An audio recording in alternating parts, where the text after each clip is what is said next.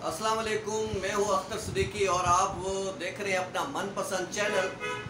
Justice काजी फायद ईसा के हवाले से मुख्तसर फैसला तो आ चुका है, तफसीली फैसला कब मुतवक्के है।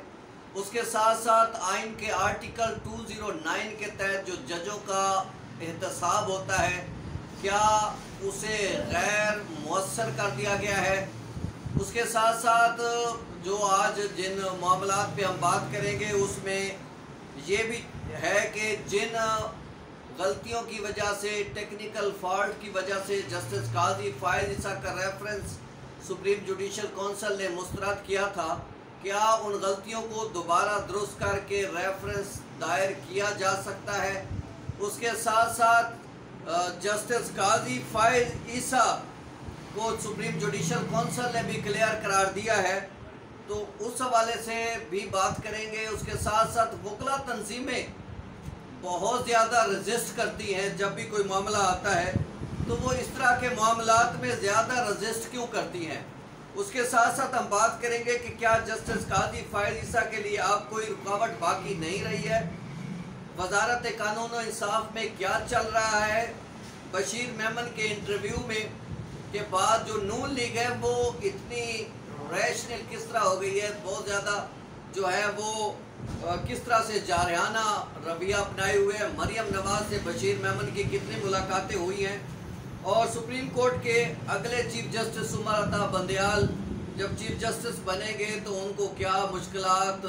हायल उनके सामने होंगी। उसके साथ साथ जस्टिस काजी फायद ईसा को कितने माह चीफ जस्टिस बनने के लिए इंतज़ार करना पड़ेगा।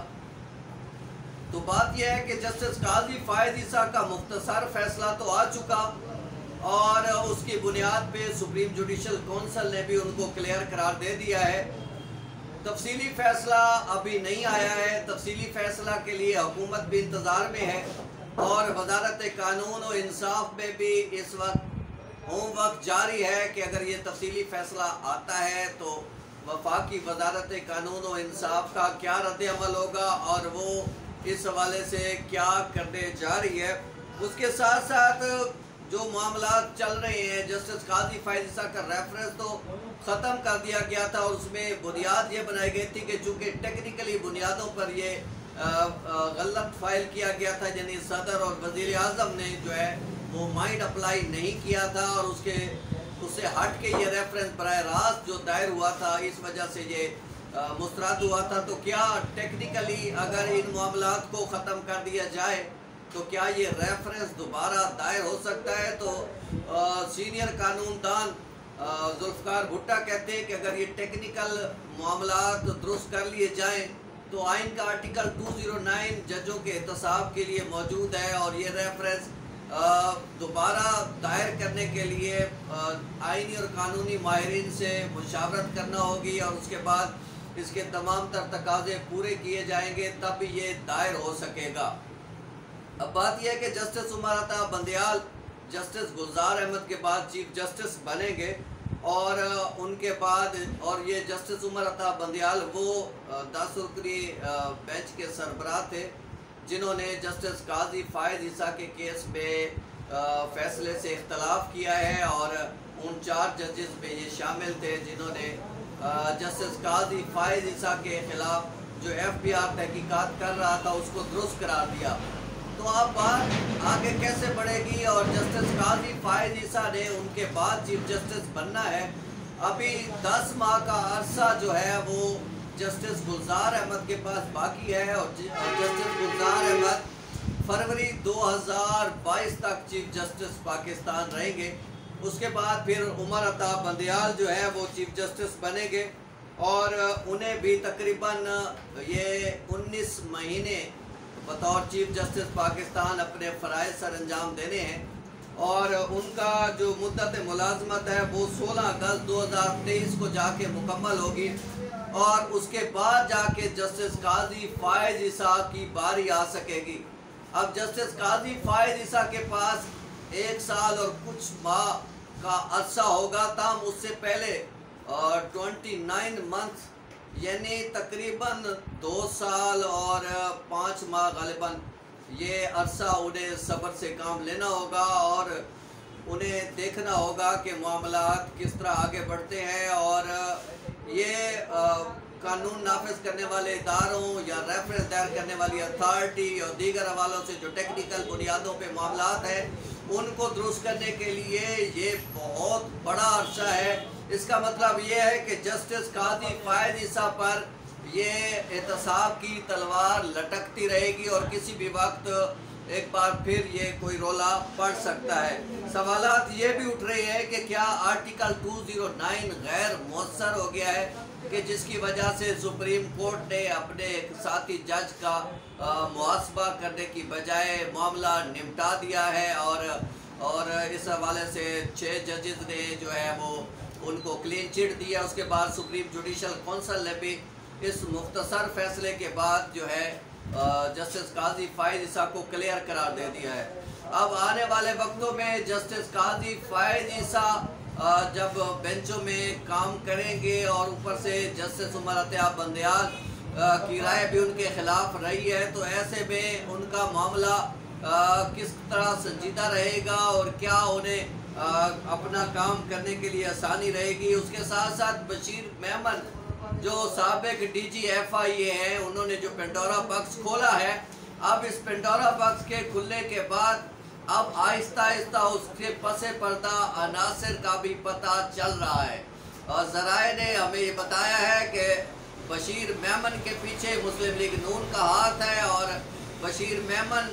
ने जो तफसीली इंटरव्यू दिया है, इससे कबल वो मरियम नवाज से जो है 3 से 5 बार मुलाकातें कर चुके हैं, और अब ये लग यही रहा है कि ये स्टेज जो अब नया सजा है और ये जो नए मामलात सामने आए हैं, जो नया पेंडोरा बॉक्स खुला है, ये बशीर मेमन ने ज़ाती तौर पर नहीं खोला, उसके पीछे नून लीग कार फरमा है, और नून लीग ने ही ये सारा कुछ जो है वो एक पूरे प्लान के साथ तैयार किया है, और अब कोशिश ये की जा रही है कि किसी तरह सुप्रीम कोर्ट पर इसका दबाव बढ़ाया जाए और किसी तरह सुप्रीम कोर्ट इस पर नोटिस ले, और नोटिस के बाद वज़ीर आज़म और दीगर ऐसे अफराद जिनका नाम उस बशीर मेमन ने लिया है, आज़म खान और दीगर का, और उस हवाले से उनके ख़िलाफ़ कार्रवाई हो सके। ताहम अभी तक वज़ारत कानून ने अभी कोई वर्डिक्ट नहीं दिया है, ताहम फवाद चौधरी समेत दीगर लोगों ने इस हवाले से सख्त रद्द अमल का इज़हार किया है। फवाद चौधरी ने तो यहाँ तक कह दिया है कि अगर एक जज के हवाले से हुकूमत को कुछ मालूमात मिली थी और उसका अगर जायज़ा ले लिया गया और फिर उसके मामले पर सुप्रीम जुडिशल कौंसिल से रजू किया गया, तो इसमें कौन सा बड़ा गुनाह हो गया है। तो अब आने वाले दिनों में देखते हैं कि बशीर मेमन का जो मामला है वो किस करवट बैठता है। ताहम बैरिस्टर एतजाज़ हसन कहते हैं कि ये कोई ख़ास इशू नहीं है, इस पे बात करने की कोई ज़रूरत नहीं है। बशीर मेमन वाला जो मामला है ये जाग की तरह बैठ जाएगा, और बशीर मेमन खुद अब तैयारी करे कि उनके खिलाफ भी हुकूमत जो है वो कार्रवाई करने जा रही है। और ये इस हवाले से सीनियर कानूनदान का कहना है कि बशीर मेमन के ख़िलाफ़ जो है ज़ाब्ता फ़ौजदारी के तहत कार्रवाई की जा सकती है कि उन्होंने हुकूमत पर गलत इल्ज़ाम आयद किए हैं, वज़ीर आज़म पर जो है मुबैना तौर पर जो इल्ज़ाम आयद किए हैं, उसके साथ साथ वज़ीर आज़म के मुशीरान को जिस तरह से इसमें जो है वो फंसाने की कोशिश की गई है, तो इस हवाले से देखा जा सकता है कि आगे आने वाले दिनों में बशीर मेमन के ख़िलाफ़ भी सख्त रद्द अमल आ सकता है। वज़ारत कानून और इंसाफ भी तफसीली फ़ैसले के इंतज़ार में है, और जैसे ही तफसीली फ़ैसला आएगा उसके बाद ही देखा जाएगा कि क्या हो सकता है। आपको भी इंतज़ार है, हमें भी इंतज़ार है। तफसीली फ़ैसला जब आएगा तो फिर पता चलेगा कि सुप्रीम कोर्ट के 6 जजेस ने FPR के किरदार को किस हद तक महदूद किया है या उसको वुसअत दी है। उसके साथ साथ जस्टिस काजी फ़ायज़ ईसा के मामले पर 6 जजेस ने अपनी क्या राय इख्तियार की है, ये तो तफसीली फ़ैसला पढ़ने के बाद ही पता चलेगा। और ये भी पता चल सकेगा कि जजेस के एहतसाब के लिए मौजूद आइन के आर्टिकल 209 का अब स्कोप क्या बाकी रहेगा। और सुप्रीम कोर्ट का ये दूसरा बड़ा फैसला है जिसमें जस्टिस इफ्तिखार चौधरी के बाद जो सामने आया है, जिसमें सुप्रीम जुडिशल कौंसिल की कार्रवाई को ख़त्म करार दिया गया है। आने वाले वक्तों में जो भी तफसीलात सामने आएंगी बशीर मेमन के हवाले से या जस्टिस काजी फ़ायज़ ईसा के हवाले से, इंशाल्लाह हम आपको आगाह करेंगे। तो उस वक्त तक देखते रहिए अख्तर सिद्दीकी न्यूज़। बहुत शुक्रिया।